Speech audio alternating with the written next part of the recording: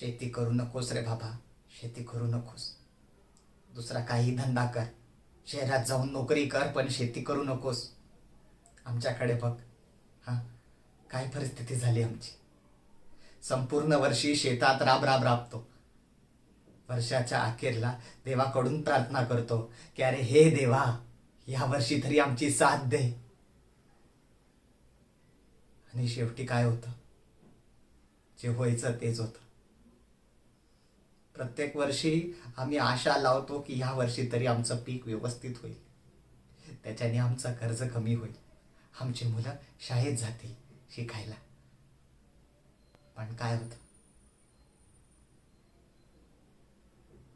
आज स्वतःच्या मुलाला 2 घास जेवायला घालू नाही शकत ही परिस्थिती झाली आमची.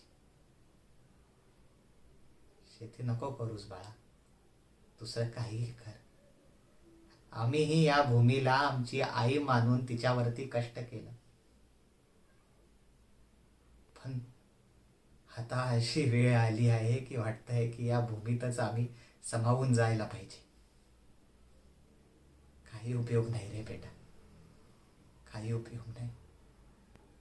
या शेतीचा नाद सोड आणि दुसरं काहीतरी कर, आपलं आयुष्य घडव.